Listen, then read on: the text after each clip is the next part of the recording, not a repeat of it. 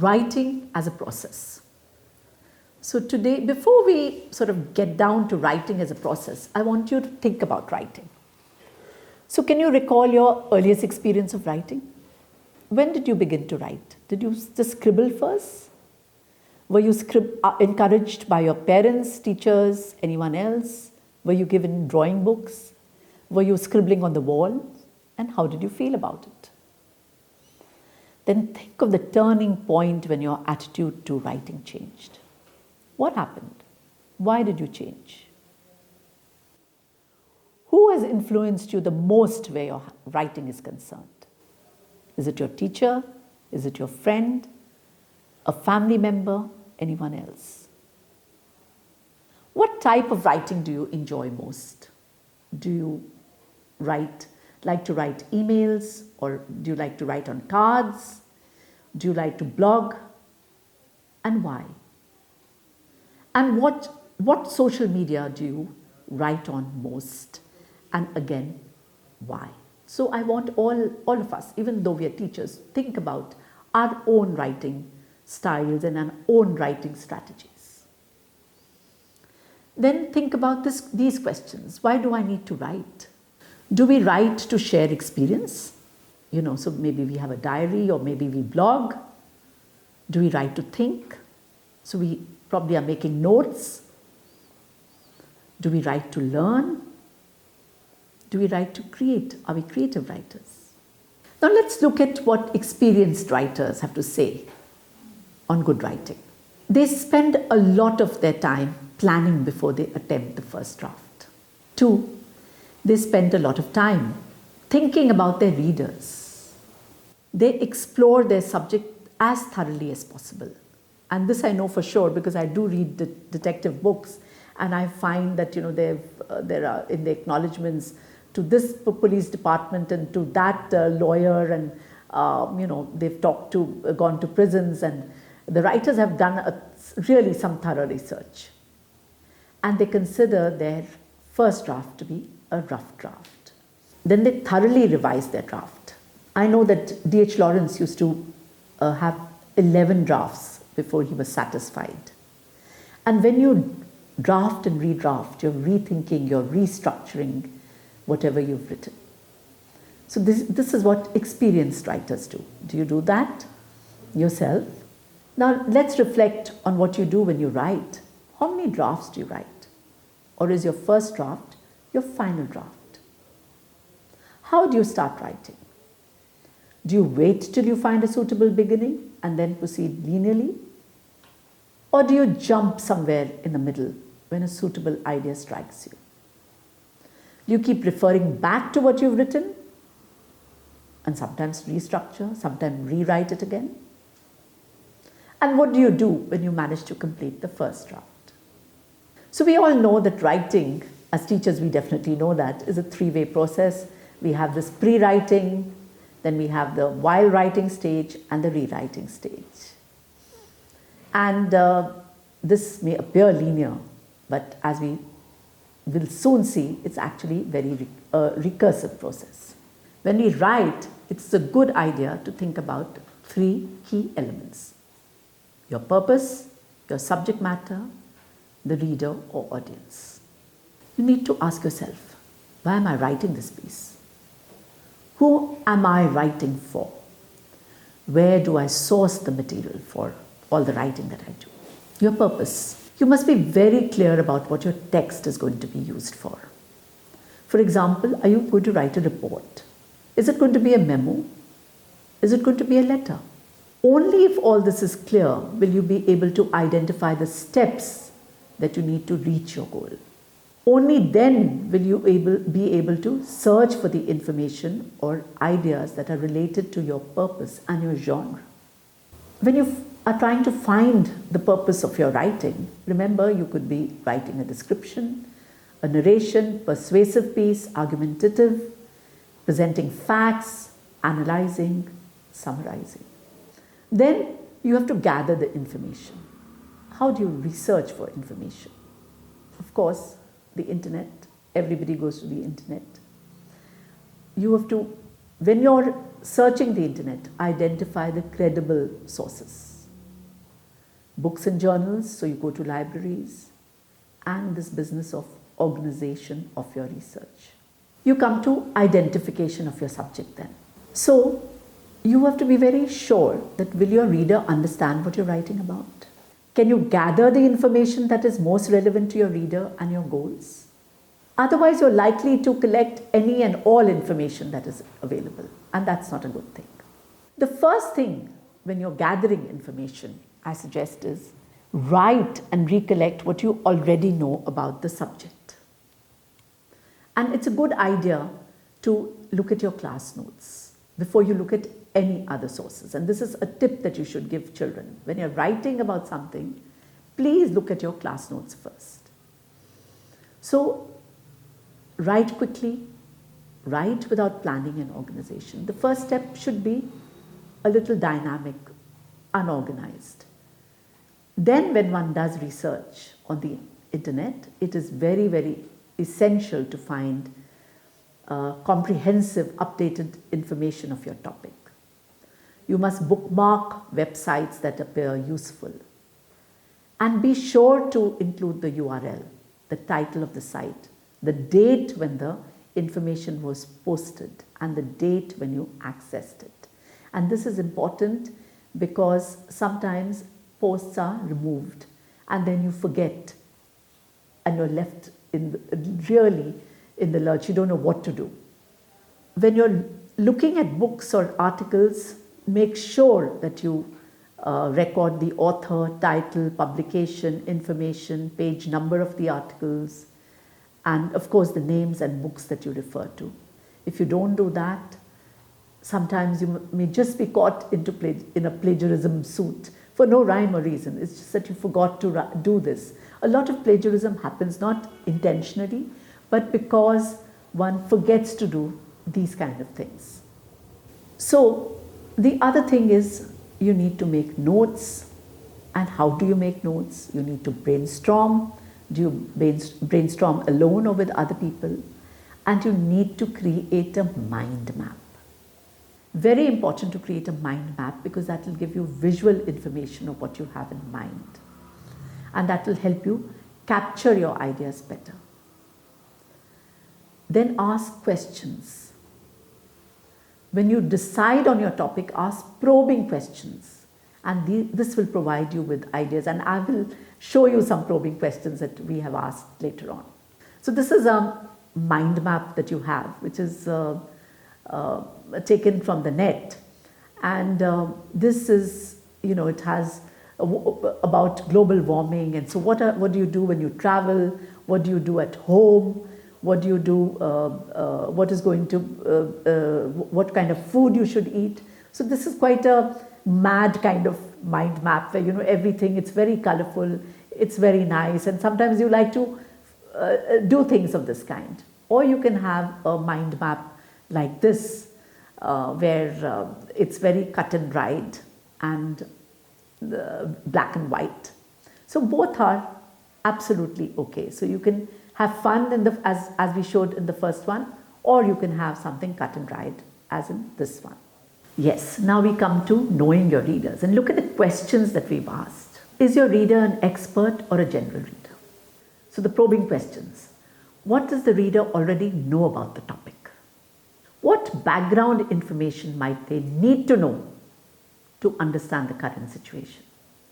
What does the reader need to know as well? What action do you want them to take? Because often you want them to take action. That's why you've written the piece. You want to know their attitude. What is their attitude going to be? Because maybe you're writing a persuasive or an argumentative piece. So you want to know their attitude.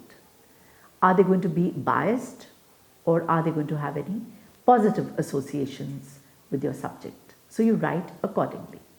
Now this is an example of a narrative, a piece of narrative, and it's from one's own life. I thought this would be very interesting because it is from one's own life. So here are some of the questions that you could ask. Who are my readers?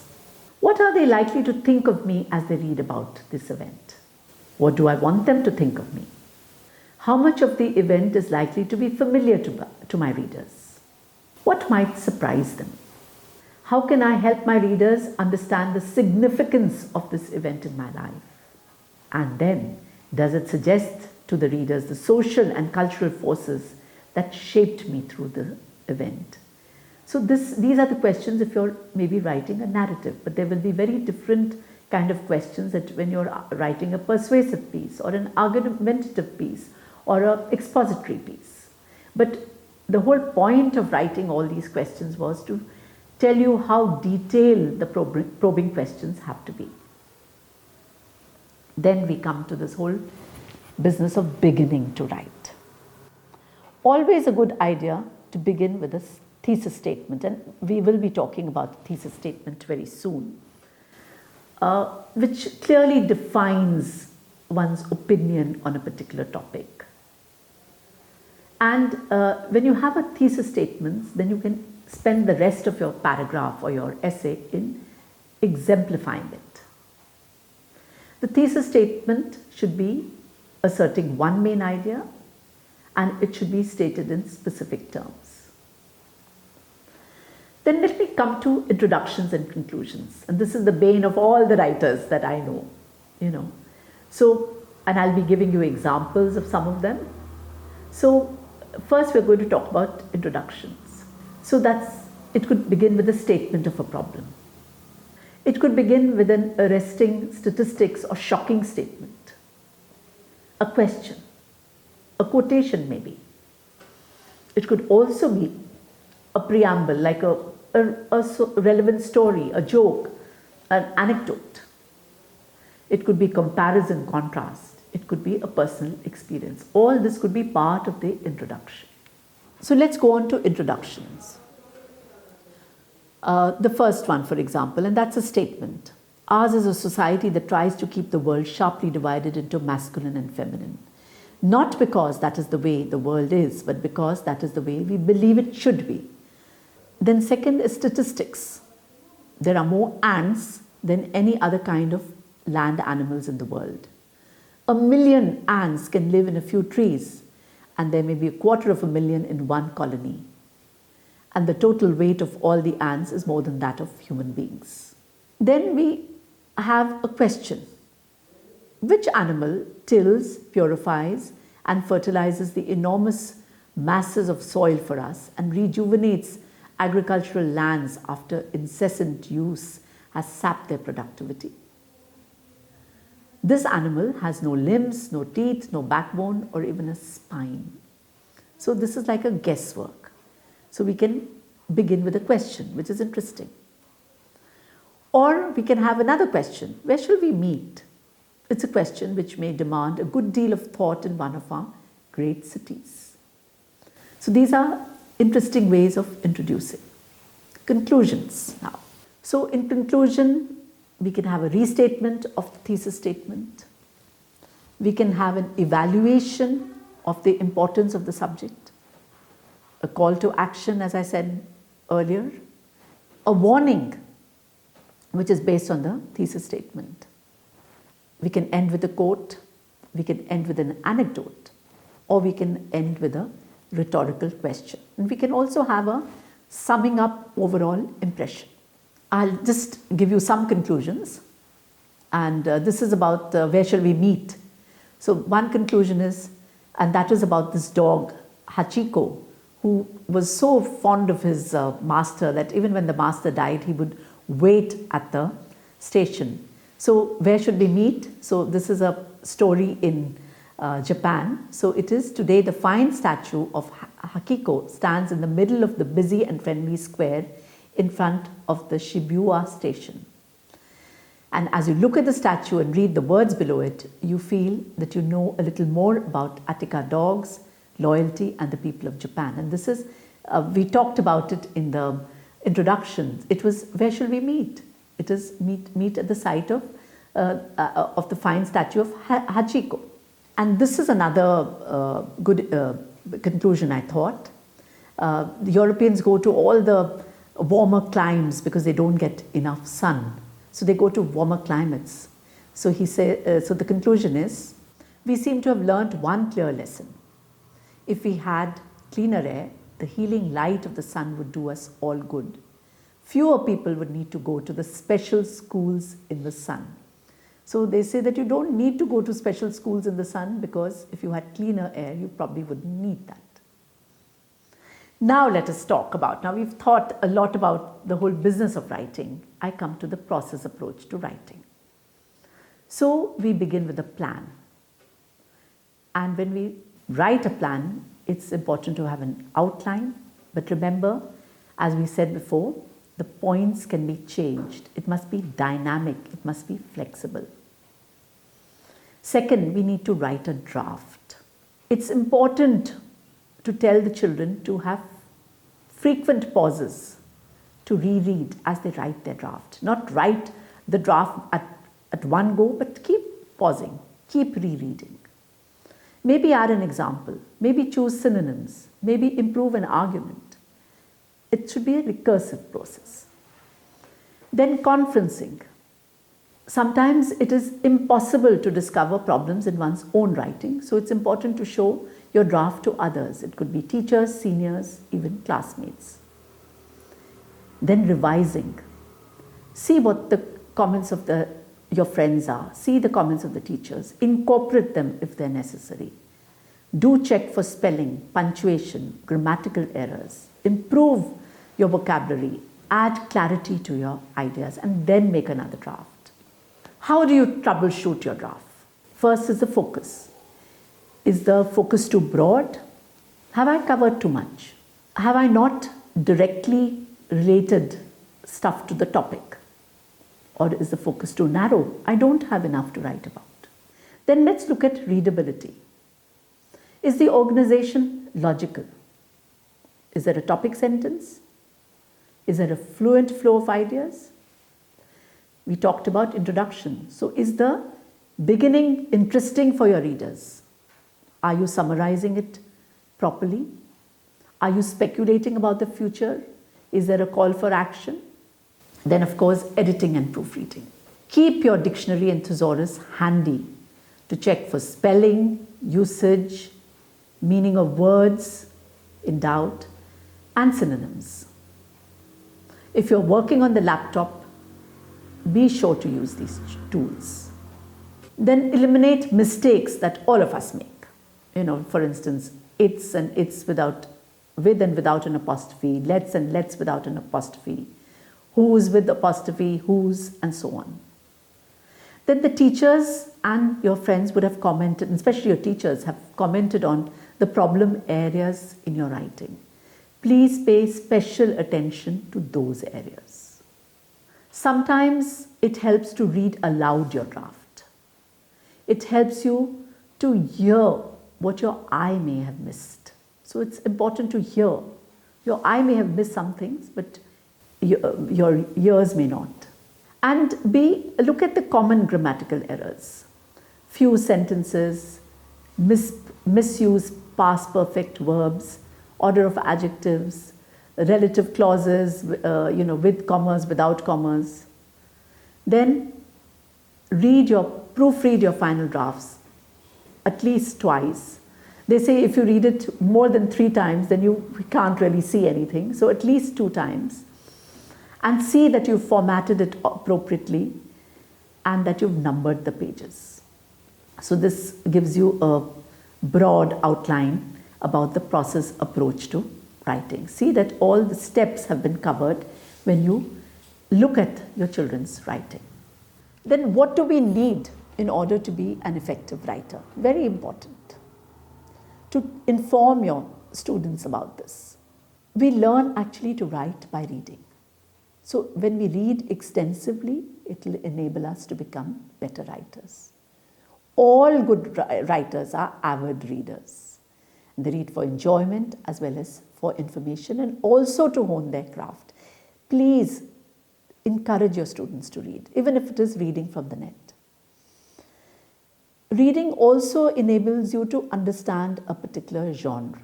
So you know a poem from a play, from a novel. But also you should know that a narrative is very different from an argumentative essay from a persuasive piece.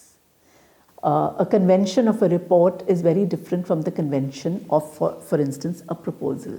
So only by reading will we understand all this, because just by looking at what the teacher tells us in the classroom, we are not going to get this. So teachers, please encourage your students to read. So that is how, as I said, you will understand the conventions of a certain genre. And also the other thing is to constantly write. One of the best ways to become a good writer is to constantly write. It makes you more thoughtful and ideational. You know, it's a good idea to blog about your experience. Tell your students, do it yourself, and also tell your students to blog about their experiences. Write a journal, maybe a diary.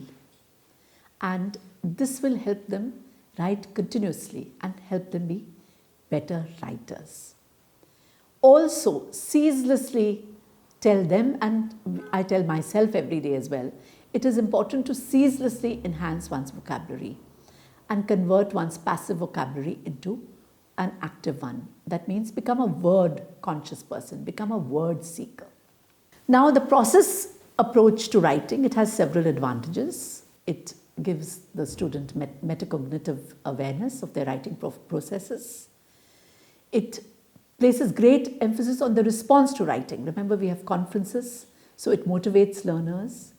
It also gives teachers points where they need to make overt correction, but it has disadvantages. The process may not be the same for all learners. And there's a talk of multiple processing models, that different children have different models of processing. And also this model is not very clear on the social nature of writing or on the role of language and text structure. So to sum up, we need to have topic selection by the teacher or by the students, pre-writing, we need to compose, get ideas on paper, need responses to the draft by the teachers or the peers, need to revise, need responses to revision, proofreading and editing, I talked of, evaluation that the teacher has to do. And then one important thing is publication. Is it by class circulation? Is it by presentation, notice board, websites? And follow up activities to address weaknesses. Thank you very much for this.